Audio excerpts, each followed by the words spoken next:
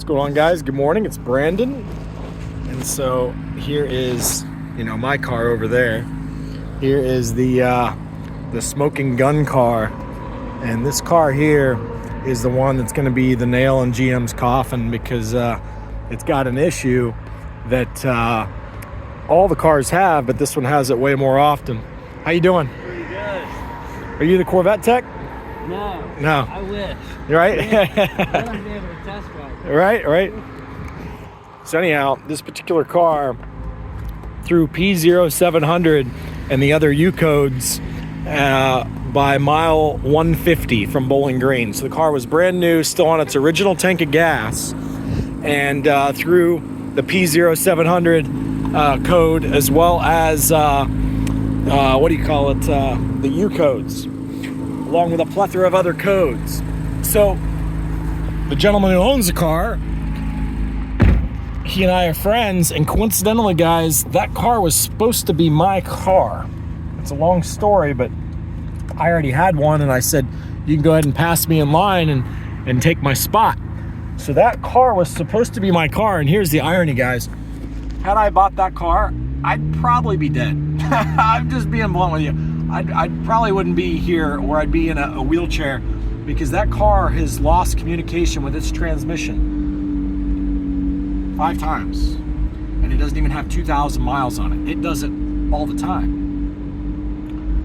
So it's happened to him in a turn. One of the times when it happened, he was on an exit ramp, and he felt the car change behavior.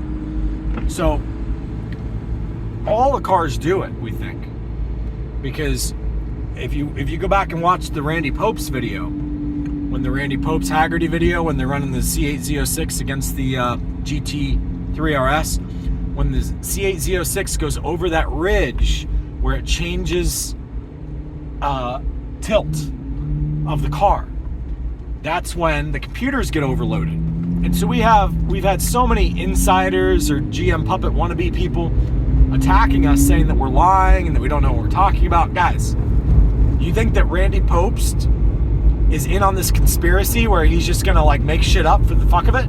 No, he told you exactly where the car misbehaved on the racetrack. They have it video documented. You guys think I just made this shit up? You think hey guys, I've had the car misbehave and the e-diff unlocks and it's gone sideways, and I have to do the school bus as fast as I can, twist the wheel as fast as I can to keep the car from going around, which, by the way, I wanted to include that in this video because I failed to mention that. If the car starts to step out, know that GM's program doesn't intend for that to happen. It's not like a C7 or a C6 or a C5 where when it steps out a little bit, you're gonna get it back easy. You need to school bus the fuck out of the steering wheel to keep to stay alive. Okay, I'm just being blunt with you guys. You guys have no concept the issue that's at play right now. This car goes from governing you and protecting you with its overzealous e-diff lockouts, keeping that back end square behind the car, to all of a sudden that e-diff goes to 0% in the blink of an eye. And the amount that you had the steering wheel turned is going to cause the car to spin off the road. Okay? If you're in a high-speed turn. That's the asterisk. If you're in a high-speed turn and you're running high lateral G's. Now, if it does it while you're just cruising down the highway like this, and you're just driving straight, the e-diff unlocks, there's no drama, guys. You're fine. And that's why all these other people who don't drive their cars fast, there's no issue. Oh, my check engine light came on. I don't know why. Oh, well, who cares? Right, bingo, it doesn't matter because you don't drive your car fast in turns. But for those of you who drive your cars fast in turns, you bought a Corvette to go around turns quickly, understand something. When you go over these elevation changes, we're just going to call it that, where the car tilts from one angle to another. When you go over these situations, or if the car is on flat ground, then it goes onto a steep bank, like you're at Daytona Raceway and it's flat, and all of a sudden it tilts big. These cars experience the glitches far more often in those circumstances. Why does it do that? That's a good question. Nobody told me the answer. I basically came up with my own theories. I said, I think that the computer's thinking is drawing the voltage down, is drawing the current, because it's just like the 90s computers and early 2000s, back when you used to be able to hear computers tick a whole lot. when you first start them up, they tick a whole bunch, or when you log on to Netscape or AOL, they tick a whole bunch. It draws it requires more electricity when the processors start running. These days, the processors are silent, but that doesn't mean that they don't still draw more electricity. These days, the fan on your home computers and laptops, the fans speed up when the silent RAM and the silent processors start to think more. It's because more electricity is drawn, more heat is expelled. The fans need to turn on to keep everything cool. The fans turning on alone draws more electricity. Okay? Same exact situation with these cars. The more that they have to start to think about a situation, and I mentioned this before in my previous videos, you can't shut electronic stability all the way off. It's a lie. When it says it across the dashboard, like let me just show you here. When you go to race 2 and you go to ESC off, it's not actually off, guys. If I take this car right now up to, see the e-diff lockouts, 3 and 4%. If I take this car, see how the e-diff locked out more? You say, oh, that's because you're accelerating. Okay, so I'm gonna stop accelerating. I've let back off the throttle. The faster you go, the more that e-diff is naturally locked out. Okay, now it's a 7% lockout. If I get up to 100 miles per hour, it's at over 15% lockout. It locks out progressively more and more and more the faster you go. So this is a separate topic.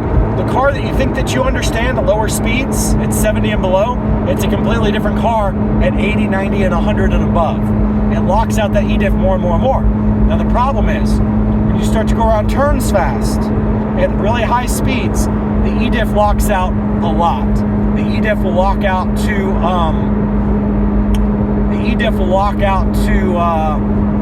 what do you call it,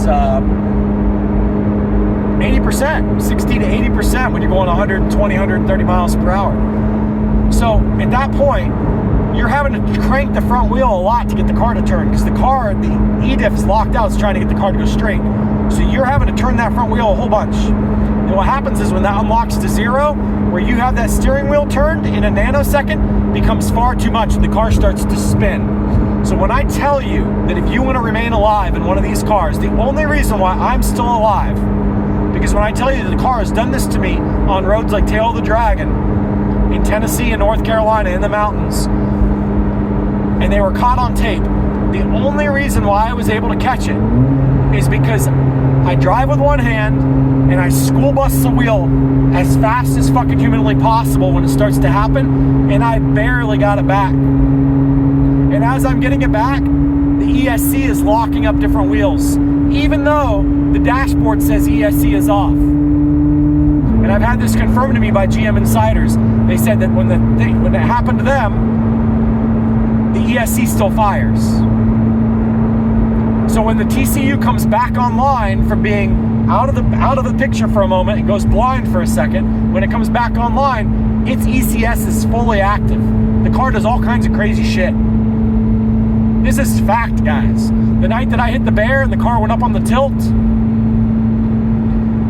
it said across the dashboard, rear axle off. The rear axle off message is the same exact message that the C7 through C5 would throw when it would say service rear axle. In my opinion, General Motors was smart enough to know that if they let it say service rear axle on the C8 cars, the C8 Stingray and the C8 Z06, that people would go on the internet and they'd type that in, they'd say, what's this about? And they'd find their answer. They'd say, oh, it happens when the cars need new batteries. Oh, it happens when mice chew wires. Oh, it happens when mechanics have bad grounds because they don't attach the ground on tight. Oh, it happens when the alternators are going bad. Service rear axle is because of an electronic voltage drain on the vehicle. But then people with that car right there who only have 150 miles on it from Bowling Green haven't even gone through their first tank of gas yet in their braking mileage. If it says that across the dash, what do you think they're gonna think? So what General Motors did was they changed the verbiage and they changed it to rear axle off instead of service rear axle. Okay? General Motors changed the verbiage, and by changing the verbiage, they're making it so that you can't find your answer when you go to Google and type it in. What's this mean? all the C5 through C7 diagnosis and all the mechanics saying, this is what that means, it's now not available to you. You no longer find it. General Motors made a deliberate choice to change the verbiage because they know that this is a lawsuit. How do we know that General Motors knows? The smoking gun of why we know General Motors knows is because of how long the C8 Z06 was delayed and the fact that the C8 Z06 in 2023 was not released with Google infotainment. The 2024 Z06s have Google infotainment. That car back there that glitches has Google infotainment. And this would probably be a good time for me to mention that the Google infotainment on that vehicle, guys, it doesn't shut off. When you shut off the car and get out of the car, oftentimes it still stays on. So the Google infotainment on that car is glitching, and that car just coincidentally also has its DCT disconnect from the chat. I told you guys from day one that my inside sources told me that the Google infotainment causes trouble with the cars and that GM had to delay putting the Google infotainment into the vehicles. It's because it's a CAN bus system. There's a loop of information like a superhighway going around the outer belt. And what happens is when all of a sudden one module leaves the chat, let's say Google infotainment doesn't respond properly, the next thing to leave the chat is the TCU. When it doesn't see what it wants to see, it gets mad, is my opinion, okay? Because we know, it's a fact, that the TCU is the first thing to leave the chat whenever the car has voltage swings. It's been that way since the C5. When I say TCU, I mean TCM. People will argue, you don't know what you're talking about, Brandon. That's not a TCU, that's a TCM. Whatever the fuck you guys want to call it, the computer that controls the transmission and controls the e-diff, it leaves the fucking communication loop with the car. It goes to 0% e-diff lockout and the car can spin off the road if you're in a fast fucking curve. Yeah, huh, idiots, because it's happened to me. And it happens to that car often. That's why we call it the smoking gun car. Because that car right there that we just showed you, this is such powerful information that I'm giving you guys right now. This is Corvette history right now. That car right there is going to be Exhibit A in the class action lawsuit. And I'm not saying that I'm going to start it. I'm saying anyone who wants to start the lawsuit is going to be calling me saying, what was the VIN number to that car? We need the service records to that car. That is the smoking gun, Brandon. You're exactly right. Why would a car be doing that when the guy's driving it home from his initial fucking pickup of picking the car from the dealership brand new? When he's still on break-in mileage. Why would the car be doing that brand new from the factory at Bowling Green? Great question. Why don't you ask Taj and Mark Royce? They seem to have all the fucking answers, don't they? They and their little puppets all want to say that I'm wrong about everything, and they say, oh, he's crazy. He's crazy. He keeps getting mad. He keeps saying the cars are going to kill us all. Meanwhile, I know people from the inside who know of people who have wrecked and almost died in the vehicles. But guess what? GM has people sign NDAs. GM goes on the offense and has everybody sign non-disclosure agreements. Take this money, take this high-paying job, and sign here, please, that you're not allowed to talk about this. GM knows it's a problem. That's why GM did not put the Google infotainment in the 2023 Z06 when the Google infotainment was already in the 2022 Cadillacs and GMC trucks. Corvette is normally the first car to get the updated system. The Z06 was delayed. It wasn't ready in 2021, it wasn't ready in 2022. And what they came to realize was the cars with the Google infotainment system were the cars that were detonating and the cars that were experiencing the e-diff glitch. Why the detonation? Because when the voltage swings happen and these different things leave the chat and come back online, it's such a big voltage draw that it lowers the voltage fed to the fuel pump and the cars experience detonation if you're at wide open throttle when it happens. If you're going high speed at a racetrack and you're going wide open throttle around a long sweeping turn that has a steep embankment, the odds of this all happening at the same time, both the e-diff glitch as well as the detonation, are very high. Just ask Randy Post. It happened to him on live fucking video. Did it not? How you doing, Mark Royce? Good thing you guys don't want to listen to me when I say, hey, you know what you guys need to do to avoid lawsuit?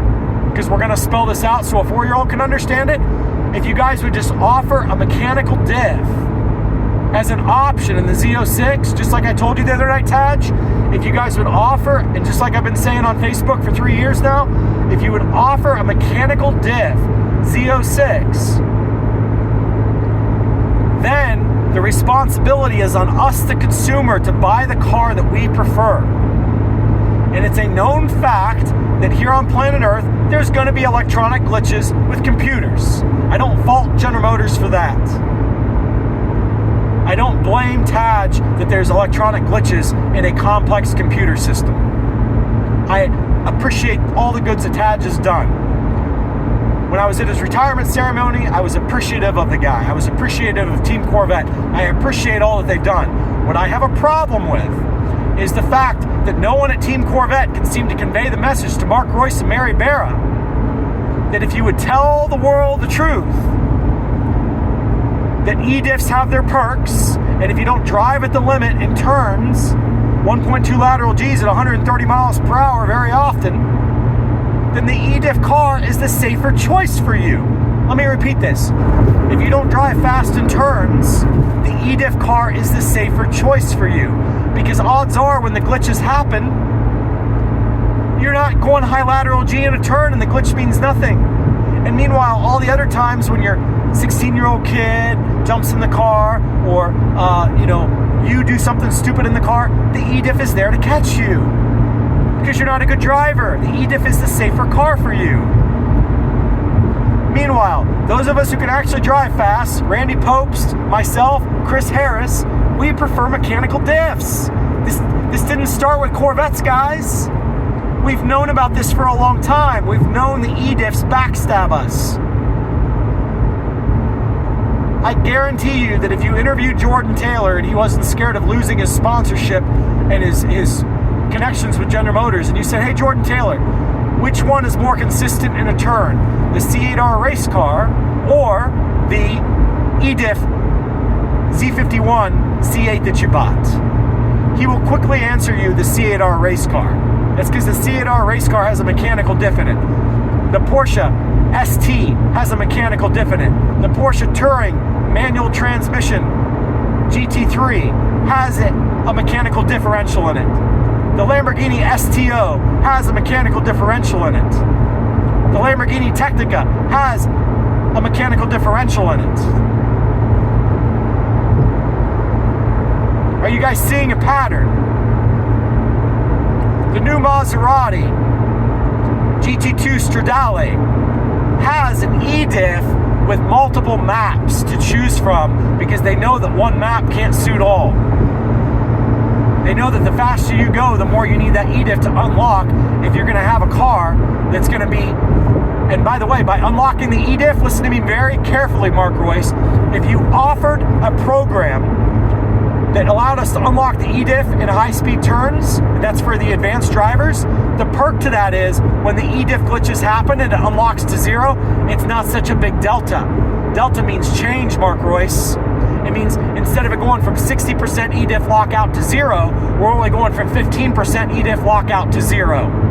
And therefore we don't have the steering wheel cranked to the tilt to try to get the fucking car to turn. Instead, we have the steering wheel only turned a little bit, because I don't know if you know this, Mark Royce, because I understand you like to make friends with walls, because driving isn't your expertise, is it? But the point is, and that's just the ones that we've seen on national TV, who knows how many other walls you ran into, Mark, but the point is this, when you're going around a turn, have you ever seen a dirt track sprint car, the ones with the little wings on top, Mark Royce? Do you know which way the wheels are turned when they're going around the turn? They're actually turned the wrong way, aren't they? If the car's going around a left-hand turn at the oval track that's dirt, which way are his front wheels turned? They're turned to the right. Why is that? Because the back end is so loose that he's got to counter steer to actually turn to the left. Once he gets that car turned to the left, he has to actually turn back to the right. Same principle applies to these cars. The more loose that the e-diff is, the more that back end's going to step out, and the more to the right the person has to turn once they've already got the car stepped out. Versus when the e-diff is locked out to 60%, Mark Royce, you have to have the steering wheel turned all the way to the left. A lot. So when it goes from 60% e-diff lockout in the blink of an eye to 0% lockout, it goes from a car that pushes to a car that's like the sprint car where the back end steps out. So I'm going to repeat myself so that everybody can understand this. If you buy one of these cars and you want to live, because Lord knows Taj won't tell you this, Mark Royce won't tell you this, Harlan won't tell you this, Keith Cornett won't tell you this, John Elegant won't tell you this, none of the moderators on Corvette Forum will tell you this, Clayton Smith won't tell you this, Chet Beige won't tell you this, nobody's going to tell you this, and in fact they'll censor this message for the next 10 years it seems. There's one guy on the fucking internet who's going to tell you the truth. I want you guys to listen to me very carefully. The moment that the back end on this car starts to step out, you need to turn the fucking front wheels fucking hard as you fast as you fucking possibly can. Otherwise, you have great odds of dying if you're on a windy road with trees. Get your lawyers to try to dispute that one, Mark Royce, because that's the fucking truth. I've lived it. I've not spun the car. Meanwhile, you and all your fucking engineers have. And I have inside sources that say that's the truth. Get your fucking lawyers out. Bring it on. Why are you so mean to us, Brandon? Why can't we just make cars that experience e-diff glitches and you not tell people that it can kill them? Why don't you just keep your mouth shut, Brandon? Well, let's start. For 3 fucking years, the people at General Motors weren't smart enough to even approach me with hush money. Were you lousy, worthless pieces of shit? Were you mindless fucks? We didn't think you'd figure it all out, Brandon. Yeah, well, guess what? Your insiders have contacted me and let me know what's going on. And they let me know that they were wondering when I was going to spin off the road because they have spun off the fucking road in these cars.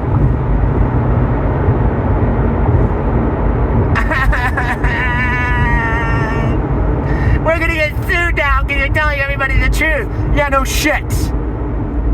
That's what I've been explaining for years. This is a fucking lawsuit waiting to happen. The problem is, the only reason why it doesn't happen is because I'm on a planet with people whose IQs are so fucking low that you guys can't understand what the fucking problem with the car is. It's fine for us when we drive around and not pulling big lateral G's. It's fine for us, Brandon. We don't understand why you care. Just buy a Corvette and don't go fast in it. What's so hard about that? Just be like us. Buy the car and don't go fast. Remember what the slogan needs to be, Mark Royce? Do you remember the slogan we need to put on a t-shirt for you, Mark?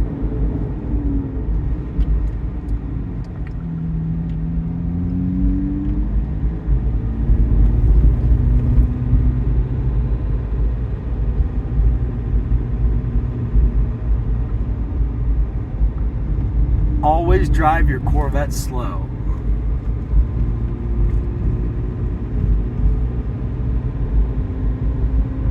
I can't think of it. I'm getting old. It was something like, if fast is the speed you like to go, always drive your Corvette slow, but that wasn't it, damn it. I can't think of what the fuck it was. So I'm guilty of not knowing what it was. But the point is, guys, the Corvette moderators are going to have to get, the Corvette community is going to have to get to a point where their whole argument's going to be, if you have an e-diff, don't go fast in turns and then you won't die. That's what it comes down to. That's good. That's going to have to be their next thing. That's their last leg to stand on. If you have an e-diff Corvette, don't go fast in the turns and this will never happen to you. Why are you so angry, Brandon? I don't know, because I've almost fucking died in the car a few times. And when I try to tell people about it, I get banned from groups and called a liar. And meanwhile, it happened to fucking Randy Popst on film. And you guys are all so fucking stupid, you don't even understand that. I show the video over it, and it happened to Randy Popst, and you guys are like, that doesn't matter. It doesn't matter. Who cares? Who cares if that happened to Randy Popst? It's just a glitch, Brandon.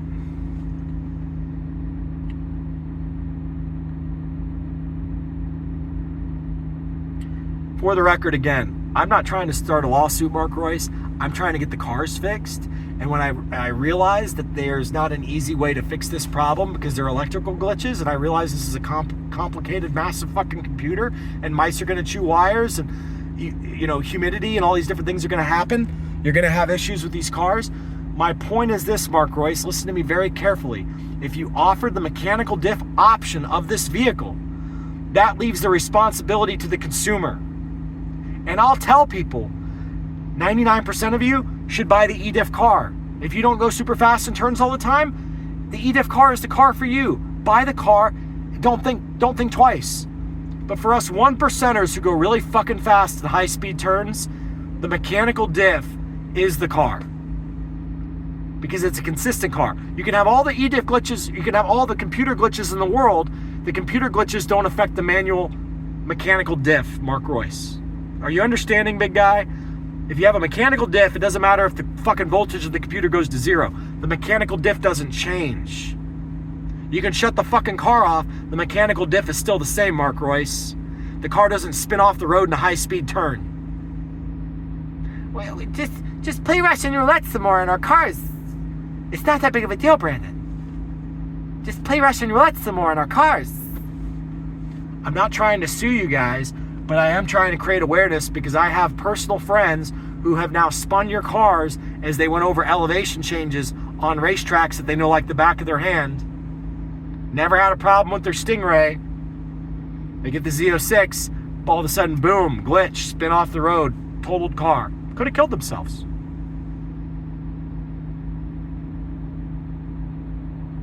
I got another friend who I gave my build spot for my next car. I said, you know what, I don't need that. I'm already dealing with a lemon, Mark Royce. This car's a lemon because you guys wouldn't fix the ticking motor in a timely manner. You guys told me 3 times in a row, no. You have a TSB, Mark Royce, about a ticking motor, and when I bring it into your Chevrolet stores, the Chevrolet stores say, yeah, it's ticking. We agree with you. But the field engineer said, no. So this is a lemon buyback, Mark Royce, and because this one's a lemon buyback, I was like, you know what? I don't need this other build spot. I gave the other build spot to my friend. Here you go. Build the car the way you want it. Have that car. And coincidentally, that car would have killed me had I bought it. Because it glitches so fucking often.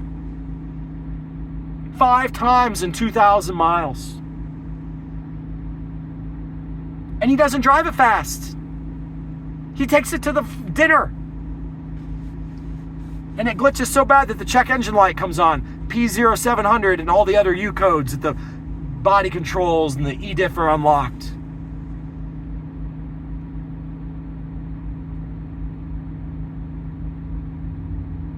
I told Taj about it the other night. Tried to be polite with Taj. Taj said that someone from General Motors is going to reach out and call me. I'm waiting. I'm waiting, Taj. I asked you, Taj, who at General Motors can I call and let know that we have you guys' number on this problem? The only number we don't have is the phone number to get a hold of you guys to chat straight with the lawyers and say, look, you guys have no time left. You're in the 11th hour and 45 minutes. You have 15 minutes left in the grand scheme of things to do something drastic to make us happy. Because if you don't, it is going to be a documentary. It's going to be a documentary. All the shit that I've had to deal with, all the scumbags on Facebook